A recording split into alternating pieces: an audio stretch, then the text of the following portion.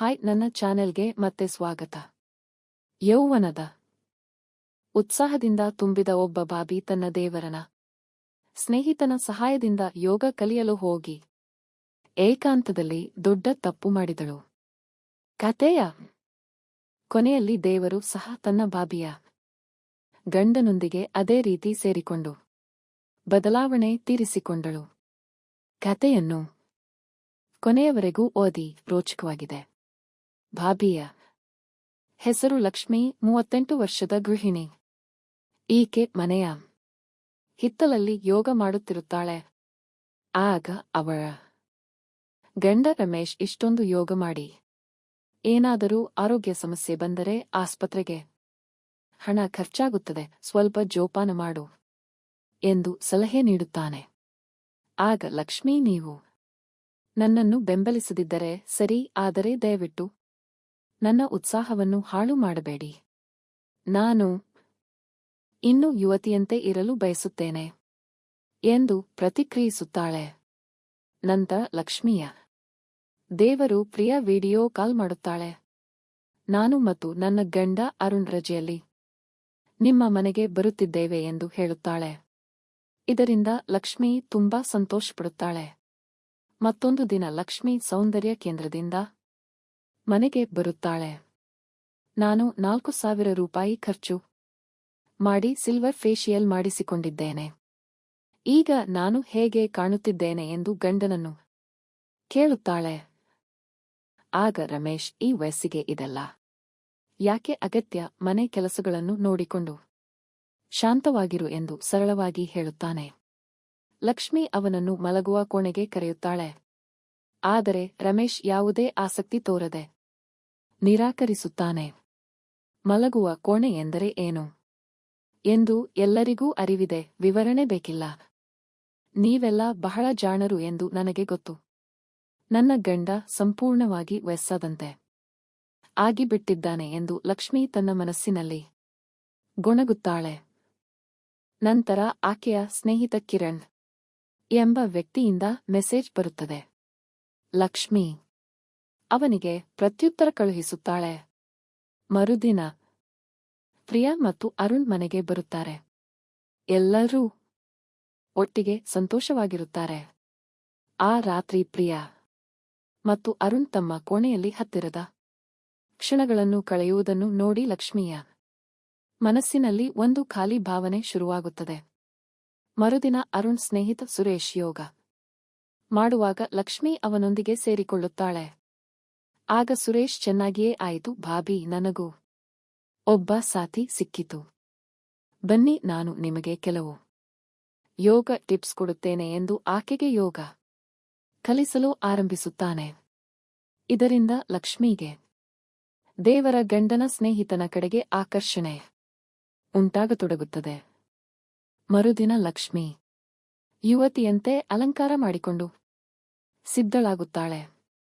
ಪ್ರಿಯಾ ಆಕೆಗೆ ಸಹಕಾರ ನೀಡುತ್ತಾಳೆ. ಇದನ್ನು ನೋಡಿದ ರಮೇಶ್ಗೆ ಅಚ್ಚರಿಯಾಗಿ, ಈ ವಯಸ್ಸಿಗೆ ಇದೆಲ್ಲ ಯಾಕೆ ಸಾಮಾನ್ಯವಾಗಿ ಮೋಡಿ ಸಂಭೋಗ ವಶೀಕರಣ ಸ್ಪೆಷಲಿಸ್ಟ್. ವಶೀಕರಣಕ್ಕೋಸ್ಕರನೇ ಕರೆ ಮಾಡಿ. ಮಹಾಕಾಳಿ ತಾಂತ್ರಿಕ ಪೀಠಂ ಶ್ರೀ ಮಹಾ ಅಘೋರ ತಪಸ್ವಿ ನಿಮ್ಮ ಪ್ರೀತಿಯನ್ನ ಮರಳಿ ಪಡೆಯಬೇಕೇ? ನಿಮ್ಮ ಪ್ರೀತಿಯನ್ನ ಮನೆಯಲ್ಲಿ ಒಪ್ಪುತ್ತಿಲ್ಲವೇ? ನೀವು ಇಷ್ಟಪಟ್ಟ ವ್ಯಕ್ತಿ ನಿಮ್ಮಂತೆ ಆಗಬೇಕೇ? ಲವ್ ಮ್ಯಾರೇಜ್ ನಲ್ಲಿ ಕುಟುಂಬದಿಂದ ಕಿರಿಕಿರಿಯಾಗುತ್ತಿದೆಯೇ? ನಿಮ್ಮ ಪತಿ ಅಥವಾ ಪತ್ನಿಗೆ ಪರಸ್ತ್ರೀ ಸಹವಾಸ ಬಿಡಿಸಬೇಕೇ? ಇಲ್ಲಿದೆ ಶಾಶ್ವತ ಪರಿಹಾರ. ವಶೀಕರಣ ಮತ್ತು ಶತ್ರು ಮುತ್ತಿಗೆಗೆ ಓಪನ್ ಚಾಲೆಂಜ್. ನಿಮ್ಮ ಕೆಲಸ ಕೇವಲ 2 ಗಂಟೆಯಲ್ಲಿ ಶಾಶ್ವತ ಸಮಾಧಾನ ಇಲ್ಲಿದೆ.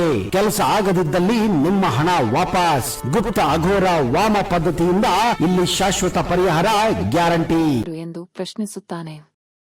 ಆಗ ಲಕ್ಷ್ಮಿ, ನನಗೆ ಇಷ್ಟಪಟ್ಟಿದೆ, ಖರೀದಿಗೆ ಹೊರಟಿದ್ದೇವೆ ಎಂದು ಉತ್ತರಿಸುತ್ತಾಳೆ. ಮರಳಿ ಬಂದಾಗ ಲಕ್ಷ್ಮಿ ಆಧುನಿಕ ಸಣ್ಣ ಉಡುಪುಗಳನ್ನು ಕೊಂಡುಕೊಂಡಿರುತ್ತಾಳೆ. ಇದನ್ನು ನೋಡಿ ರಮೇಶ್ಗೆ ಅತೃಪ್ತಿ ಉಂಟಾಗುತ್ತದೆ. ಆ ರಾತ್ರಿ ಲಕ್ಷ್ಮಿ ಕಿರಣ್ಣೊಂದಿಗೆ ಮೆಸೇಜ್ಗಳ ಮೂಲಕ ಮಾತನಾಡುತ್ತಾಳೆ. ಕಿರಣ್, ನಾವು ಒಂದು ಬಾರಿ ಭೇಟಿಯಾಗೋಣ ಎಂದು ಕೋರುತ್ತಾನೆ. ಲಕ್ಷ್ಮಿ ತನ್ನ ವಯಸ್ಸು ತಿಳಿಯುವ ಭಯದಿಂದ ಭೇಟಿಗೆ ಕಷ್ಟ ಬೇಕಿದ್ದರೆ ಫೋನ್ನಲ್ಲಿ ಮಾತಾಡುತ್ತೇನೆ ಎಂದು ಹೇಳಿ ಹೊರಗೆ ಬಂದು ಫೋನ್ನಲ್ಲಿ ಸಂಭಾಷಣೆ ಮಾಡುತ್ತಾಳೆ. ಆದರೆ ಅಲ್ಲಿ ಸುರೇಶ್ ಚಹಾ ಕುಡಿಯುತ್ತಾ ಕುಳಿತು ಲಕ್ಷ್ಮಿಯ ನಂಬರ್ಗೆ ಕಾಲ್ ಮಾಡುತ್ತಿರುತ್ತಾನೆ. ಅವನೇ ಕಿರಣ್ ಎಂಬ ನಕಲಿ ಪ್ರೊಫೈಲ್ನಿಂದ ಮೆಸೇಜ್ ಕಳುಹಿಸುತ್ತಿದ್ದಾನೆ. ಇದನ್ನು ನೋಡಿದ ಲಕ್ಷ್ಮಿಗೆ ಆಘಾತವಾಗುತ್ತದೆ. ಆದರೆ ಸುರೇಶ್, ಭಯಪಡಬೇಡಿ ಭಾಬಿ, ಇದು ನಮ್ಮ ರಹಸ್ಯ. ನೀವು ಏಕಾಂತದಿಂದ ಕಷ್ಟಪಡುತ್ತಿದ್ದೀರಿ ಎಂದು ನನಗೆ ಅರಿವಿದೆ. ನಾನು ಒಬ್ಬಂಟಿಯಾಗಿದ್ದೇನೆ. ಈಗ ನಾವಿಬ್ಬರೂ ನಮ್ಮ ಬಯಕೆಗಳನ್ನು ಪೂರೈಸಿಕೊಳ್ಳೋಣ ಎಂದು ಆಕೆಯನ್ನು ಹತ್ತಿರ ಮಾಡುತ್ತಾನೆ. ಲಕ್ಷ್ಮೀಗೆ ಗೊಂದಲವಾದರೂ ಮಾತು ಬರದು. ದೇವರ ಗಂಡನ ಸ್ನೇಹಿತ ಇಂಥ ವರ್ತನೆ ಮಾಡಿದಾಗ ಏನು ಹೇಳಬೇಕು? ನಂತರ ಸುರೇಶ್ ಆಕೆಯನ್ನು ಬೇರೆ ಕೋಣೆಗೆ ಕರೆದುಕೊಂಡು ಹೋಗಿ ಇಬ್ಬರೂ ಹತ್ತಿರದ ಕ್ಷಣಗಳನ್ನು ಕಳೆಯುತ್ತಾರೆ. ಬೆಳಿಗ್ಗೆ ಉಪಹಾರದ ಸಮಯದಲ್ಲಿ ಮೇಜಿನ ಕೆಳಗೆ ಲಕ್ಷ್ಮಿ ಮತ್ತು ಸುರೇಶ್ ಕಾಲುಗಳಿಂದ ಮುಟ್ಟಿಕೊಳ್ಳುತ್ತಾರೆ. ನಂತರ ಲಕ್ಷ್ಮಿ ಬಟ್ಟೆ ಒಣಗಿಸುವಾಗ ಸುರೇಶ್ ಒಂದು ಆಧುನಿಕ ಹುಡುಗಿಯ ಉಡುಪನ್ನು ಉಡುಗೊರೆಯಾಗಿ ನೀಡುತ್ತಾನೆ. ರಮೇಶ್ ಮಲಗಿದ ನಂತರ ಲಕ್ಷ್ಮೀ ಸುರೇಶನ ಕೋಣೆಗೆ ಬರುತ್ತಾಳೆ. ತನ್ನ ರಾತ್ರಿ ಉಡುಪಿನ ಬದಲು ಆ ಉಡುಗೊರೆ ಉಡುಪನ್ನು ತೊಟ್ಟಿರುತ್ತಾಳೆ. ಇಬ್ಬರು ಸಂತೋಷದ ಕ್ಷಣಗಳನ್ನು ಕಳೆದು ಅಲ್ಲಿಯೇ ವಿಶ್ರಾಂತಿ ತೆಗೆದುಕೊಳ್ಳುತ್ತಾರೆ. ಎಲ್ಲವೂ ಮುಗಿದ ನಂತರ ಸುರೇಶ್ ಇನ್ನೂ ಎಷ್ಟು ದಿನ ಇಲ್ಲಿ ಇರಲು ಸಾಧ್ಯವೋ? ನನ್ನ ರಜೆ ಮುಗಿಯಿತು, ನಗರಕ್ಕೆ ಹಿಂದಿರುಗಬೇಕು ಎಂದು ಹೇಳುತ್ತಾನೆ. ಲಕ್ಷ್ಮೀ ದಯವಿಟ್ಟು ಇಲ್ಲೇ ಉಳಿಯಿರಿ ಎಂದು ಕೇಳಿಕೊಳ್ಳುತ್ತಾಳೆ. ಸುರೇಶ್ ಚಿಂತೆ ಮಾಡಬೇಡಿ, ನಾವು ಈ ಬಂಧವನ್ನು ಮುಂದುವರಿಸಬಹುದು. ನಾನು ಮತ್ತೆ ಬಂದಾಗ ಭೇಟಿಯಾಗೋಣ ಎಂದು ಭರವಸೆ ನೀಡುತ್ತಾನೆ. ಮರುದಿನ ಪ್ರಿಯಾ, ಅರುಣ್ ಮತ್ತು ಸುರೇಶ್ ತಮ್ಮ ನಗರಕ್ಕೆ ಹೊರಡುತ್ತಾರೆ. ಲಕ್ಷ್ಮಿ ದುಃಖದಿಂದ ಅವರನ್ನು ಬೀಳ್ಕೊಡುತ್ತಾಳೆ. ಆ ರಾತ್ರಿ ರಮೇಶ್ ದೇವರು ಗಂಡ ಮತ್ತು ಅವನ ಸ್ನೇಹಿತ ಸುರಕ್ಷಿತವಾಗಿ ತಲುಪಿದ್ದಾರೆ ಎಂದು ಹೇಳುತ್ತಾನೆ. ಇದನ್ನು ಕೇಳಿ ಲಕ್ಷ್ಮಿ ಆಘಾತಕ್ಕೊಳಗಾಗುತ್ತಾಳೆ. ನನಗೆ ಏಕೆ ಮೊದಲೇ ತಿಳಿಸಲಿಲ್ಲ ಎಂದು ಕೋಪಗೊಳ್ಳುತ್ತಾಳೆ. ನಂತರ ಆಕೆ ಸುರೇಶ್ಗೆ ಮೆಸೇಜ್ ಕಳುಹಿಸುತ್ತಾಳೆ. ಅವನು ನನಗೆ ತುಂಬಾ ಆಯಾಸವಾಗಿದೆ, ನಾಳೆ ಮಾತಾಡೋಣ ಎಂದು ಉತ್ತರಿಸುತ್ತಾನೆ. ಇದರಿಂದ ಲಕ್ಷ್ಮಿಗೆ ದೊಡ್ಡ ನಿರಾಶೆಯಾಗುತ್ತದೆ. ಮರುದಿನ ಬೆಳಗ್ಗೆ ಲಕ್ಷ್ಮಿ ಸ್ನಾನ ಮಾಡಿ ಬರುವಷ್ಟರಲ್ಲಿ ರಮೇಶ್ ಆಕೆಯ ಫೋನ್ನಲ್ಲಿ ಅವರಿಬ್ಬರ ಹತ್ತಿರದ ಚಿತ್ರಗಳನ್ನು ನೋಡುತ್ತಾನೆ. ಲಕ್ಷ್ಮಿ ಬಂದಾಗ ಇದೇನು ದೇವರ ಗಂಡನ ಸ್ನೇಹಿತನೊಂದಿಗೆ ಇಂಥ ಕೆಲಸ ಮಾಡಿದ್ದೀಯಾ ಎಂದು ಕೇಳುತ್ತಾನೆ. ಲಕ್ಷ್ಮಿ, ಇದೆಲ್ಲ ಹೇಗೆ ಆಯಿತು, ನನಗೆ ಅರಿವಿಲ್ಲ ಎಂದು ಸುಳ್ಳು ಹೇಳುತ್ತಾಳೆ. ರಮೇಶ್ ಕೋಪದಿಂದ ಆಕೆಯನ್ನು ತೀವ್ರವಾಗಿ ತಿದ್ದುತ್ತಾನೆ. ಯುವತಿಯಂತೆ ಕಾಣಬೇಕೆಂದು ಬೇರೆಯರನ್ನು ಆಕರ್ಷಿಸುತ್ತಿದ್ದೀಯಾ? ಅವನನ್ನು ಸಹೋದರನಂತೆ ನಡೆಸಿಕೊಳ್ಳಬೇಕಿತ್ತು. ಆದರೆ ನೀನು ಇಂಥದ್ದೂ ಮಾಡಿದ್ದೀಯಾ? ಈಗಲೇ ಪ್ರಿಯಾಗೆ ಎಲ್ಲವನ್ನೂ ಹೇಳುತ್ತೇನೆ. ಏಕೆಂದರೆ ಸುರೇಶ್ ಇಂಥವನಾದರೆ ಇನ್ನೂ ಎಷ್ಟು ಬಂಧಗಳನ್ನು ಹಾಳು ಮಾಡಿರಬಹುದು ಎಂದು ಕೂಗುತ್ತಾನೆ. ಲಕ್ಷ್ಮಿ ರಮೇಶ್ ಕಾಲು ಹಿಡಿದು ಕಣ್ಣೀರು ಹರಿಸುತ್ತಾ, ದಯವಿಟ್ಟು ಪ್ರಿಯಾಗೆ ಈ ವಿಷಯ ಹೇಳಬೇಡಿ, ಅವಳ ಜೀವನ ಕೆಡುತ್ತದೆ. ನಾನು ತಪ್ಪು ಮಾಡಿದ್ದೇನೆ, ನನ್ನನ್ನು ಶಿಕ್ಷಿಸಿ. ಆದರೆ ಪ್ರಿಯಾಳನ್ನು ಈ ಗೊಂದಲಕ್ಕೆ ತಳ್ಳಬೇಡಿ ಎಂದು ಬೇಡಿಕೊಳ್ಳುತ್ತಾಳೆ. ಆದರೆ ರಮೇಶ್ ಕೋಪದ ಉರಿಯಲ್ಲಿ ಫೋನ್ ತೆಗೆದು ಪ್ರಿಯಾಳ ನಂಬರ್ಗೆ ಕಾಲ್ ಮಾಡುತ್ತಾನೆ. ಫೋನ್ ರಿಂಗ್ ಆಗುತ್ತಿದ್ದಂತೆ ಲಕ್ಷ್ಮಿ ಭಯದಿಂದ ನಡುಗುತ್ತಾಳೆ. ಆದರೆ ರಮೇಶ್ ಆಕೆಯ ಮಾತನ್ನು ಲೆಕ್ಕಿಸದೆ ಮುಂದುವರಿಯುತ್ತಾನೆ. ಪ್ರಿಯಾ ಫೋನ್ ಎತ್ತಿ, ಹಲೋ ಭಾವ, ಏನಾಯಿತು, ಏನಾದರೂ ತೊಂದರೆ ಎಂದು ಕೇಳುತ್ತಾಳೆ. ರಮೇಶ್ ಕೋಪ ಮತ್ತು ನೋವಿನ ಸ್ವರದಲ್ಲಿ, ಪ್ರಿಯಾ, ನೀನು ಈಗಲೇ ಇಲ್ಲಿಗೆ ಬಾ. ನಿನ್ನ ಗಂಡನ ಸ್ನೇಹಿತ ಸುರೇಶ್ ಮತ್ತು ನನ್ನ ಹೆಂಡತಿ ಲಕ್ಷ್ಮಿ ನಡುವೆ ಏನೆಲ್ಲ ಆಗಿದೆ ಎಂದು ನಿನಗೆ ಗೊತ್ತಿಲ್ಲ. ನಾನು ಎಲ್ಲಾ ವಿವರಗಳನ್ನು ಹೇಳುತ್ತೇನೆ. ಬೇಗ ಬಾ ಎಂದು ಹೇಳುತ್ತಾನೆ. ಪ್ರಿಯಾ ಆಘಾತಕ್ಕೊಳಗಾಗಿ ಏನು? ಅದು ಹೇಗೆ ಸಾಧ್ಯ? ಭಾವ, ನೀವು ಏನು ಹೇಳುತ್ತಿದ್ದೀರಿ ಎಂದು ಕೇಳುತ್ತಾಳೆ. ರಮೇಶ್ ಫೋನ್ನಲ್ಲೇ ಎಲ್ಲಾ ವಿವರಗಳನ್ನು ಬಿಚ್ಚಿಡುತ್ತಾನೆ. ಲಕ್ಷ್ಮಿ ಮತ್ತು ಸುರೇಶ್ ನ ಮೆಸೇಜ್ಗಳು, ರಹಸ್ಯ ಭೇಟಿಗಳು, ಚಿತ್ರಗಳು ಎಲ್ಲವನ್ನೂ ಪ್ರಿಯಾ ಕೇಳಿ ಸ್ತಬ್ಧಳಾಗುತ್ತಾಳೆ. ಕಣ್ಣೀರು ಹರಿಸುತ್ತಾ ಫೋನ್ ಕೆಳಗಿಡುತ್ತಾಳೆ. ಪ್ರಿಯಾ ತನ್ನ ಗಂಡ ಅರುಣ್ ಕಡೆಗೆ ತಿರುಗಿ, ನೀನು ತಿಳಿದುಕೊಂಡೆ? ಸುರೇಶ್ಗೆ ಸಹಕಾರ ನೀಡಿದ್ದೀಯಾ? ಇಂಥ ಕೆಲಸಕ್ಕೆ ನಿನ್ನ ಸ್ನೇಹಿತನನ್ನು ಬಳಸಿದ್ದೀಯಾ ಎಂದು ಕಿಡಿಕಾರುತ್ತಾಳೆ. ಅರುಣ್, ಪ್ರಿಯಾ ನನಗೆ ಇದರ ಬಗ್ಗೆ ಏನೂ ಅರಿವಿರಲಿಲ್ಲ ಎಂದು ವಿವರಿಸುತ್ತಾನೆ. ಆದರೆ ಪ್ರಿಯಾ ಕೋಪದಿಂದ ಉರಿಯುತ್ತಾ, ನೀವಿಬ್ಬರು ನನ್ನ ಭಾವ ಮತ್ತು ನನ್ನ ಬಂಧವನ್ನು ಕೆಡಿಸಿದ್ದೀರಿ. ಈಗ ನಾನು ಭಾವ ಜೊತೆ ನಿಮ್ಮ ಮುಂದೆ ಅದೇ ರೀತಿ ನಡೆದುಕೊಳ್ಳುತ್ತೇನೆ. ಅದು ನಿಮಗೆ ಶಿಕ್ಷೆಯಾಗುತ್ತದೆ ಎಂದು ಘೋಷಿಸುತ್ತಾಳೆ. ಲಕ್ಷ್ಮಿ ಫೋನ್ ಮೂಲಕ ಕೇಳುತ್ತಿರುವ ಮತ್ತು ಸುರೇಶ್ ಆಘಾತಕ್ಕೊಳಗಾಗಿ ಏನು? ಇದು ತಪ್ಪು, ನಾವು ಒಪ್ಪುವುದಿಲ್ಲ ಎಂದು ಕೂಗುತ್ತಾರೆ. ಪ್ರಿಯಾ ತನ್ನ ನಿರ್ಧಾರದಲ್ಲಿ ದೃಢವಾಗಿ, ನೀವು ಮಾಡಿದ ದ್ರೋಹಕ್ಕೆ ಇದೇ ಸರಿಯಾದ ಪ್ರತಿಕ್ರಿಯೆ. ನಾನು ಭಾವ ಜೊತೆ ಇದೇ ರೀತಿ ನಡೆದುಕೊಂಡು ನಿಮ್ಮ ತಪ್ಪಿನ ನೋವನ್ನು ತೋರಿಸುತ್ತೇನೆ ಎಂದು ಹೇಳಿ ತನ್ನ ಸಾಮಾನುಗಳನ್ನು ಕಟ್ಟಿಕೊಂಡು ಅರುಣ್ ಮತ್ತು ಸುರೇಶ್ನೊಂದಿಗೆ ರಮೇಶ್ ಮನೆಗೆ ಹೊರಡುತ್ತಾಳೆ. ಅರುಣ್ ಮತ್ತು ಸುರೇಶ್ ಮೌನವಾಗಿ ಆಕೆಯನ್ನು ಹಿಂಬಾಲಿಸುತ್ತಾರೆ. ತಮ್ಮ ತಪ್ಪಿನಿಂದ ಉಂಟಾದ ಗೊಂದಲದಲ್ಲಿ ಸಿಕ್ಕಿಹಾಕಿಕೊಂಡಿರುತ್ತಾರೆ. ಪ್ರಿಯಾ, ಅರುಣ್ ಮತ್ತು ಸುರೇಶ್ ರಮೇಶ್ ಮನೆಗೆ ತಲುಪುತ್ತಾರೆ. ಲಕ್ಷ್ಮಿ ಅವರನ್ನು ಕಂಡು ತಪ್ಪಿತಸ್ಥ ಭಾವ ಮತ್ತು ಕ್ಷಮೆ ಯಾಚನೆಯ ನೋಟದೊಂದಿಗೆ ಕೆಳಗೆ ನೋಡುತ್ತಾಳೆ. ರಮೇಶ್ ಪ್ರಿಯಾಳನ್ನು ಕಂಡು, ಪ್ರಿಯಾ ನೀನು ಬಂದಿದ್ದೀಯಾ? ಈಗ ಈ ವಿಷಯವನ್ನು ಚರ್ಚಿಸಿ ಸರಿಪಡಿಸಿಕೊಳ್ಳೋಣ ಎಂದು ಶಾಂತವಾಗಿ ಹೇಳುತ್ತಾನೆ. ಆದರೆ ಪ್ರಿಯಾ ಕೋಪದಿಂದ, ಭಾವ, ಈಗ ನನ್ನ ಮಾತು ಕೇಳಿ. ನಿಮ್ಮ ಹೆಂಡತಿ ಮತ್ತು ಸುರೇಶ್ ತಪ್ಪು ಮಾಡಿದ್ದಾರೆ. ಈಗ ನಾನು ನಿಮ್ಮೊಂದಿಗೆ ಲಕ್ಷ್ಮಿ ಮತ್ತು ಸುರೇಶ್ ಮುಂದೆ ಅದೇ ರೀತಿ ನಡೆದುಕೊಳ್ಳುತ್ತೇನೆ. ಅದು ಅವರಿಗೆ ಶಿಕ್ಷೆಯಾಗುತ್ತದೆ ಎಂದು ಘೋಷಿಸುತ್ತಾಳೆ. ರಮೇಶ್ ಆಘಾತಕ್ಕೊಳಗಾಗಿ, ಪ್ರಿಯಾ ಏನು ಹೇಳುತ್ತಿದ್ದೀಯಾ? ನಾನು ನಿನ್ನ ಭಾವ. ಇಂಥ ಕೆಲಸಕ್ಕೆ ಒಪ್ಪಿಕೊಳ್ಳಲು ಸಾಧ್ಯವಿಲ್ಲ. ಇದು ತಪ್ಪು. ಇದರಿಂದ ಎಲ್ಲ ಬಂಧಗಳು ಕೆಡುತ್ತವೆ ಎಂದು ಕಿಡಿಕಾರುತ್ತಾನೆ. ಲಕ್ಷ್ಮಿ ಕಣ್ಣೀರಿನಿಂದ, ಪ್ರಿಯಾ ದಯವಿಟ್ಟು ಇಂಥ ನಿರ್ಧಾರ ತೆಗೆದುಕೊಳ್ಳಬೇಡ. ನಾನು ತಪ್ಪು ಮಾಡಿದ್ದೇನೆ. ಆದರೆ ಈ ರೀತಿಯ ಬದಲಾವಣೆಯಿಂದ ಎಲ್ಲಾ ಜೀವನಗಳು ಹಾಳಾಗುತ್ತವೆ ಎಂದು ಕೇಳಿಕೊಳ್ಳುತ್ತಾಳೆ. ಸುರೇಶ್ ಕೂಡ, ಪ್ರಿಯಾ ನಾನು ತಪ್ಪು ಮಾಡಿದ್ದೇನೆ.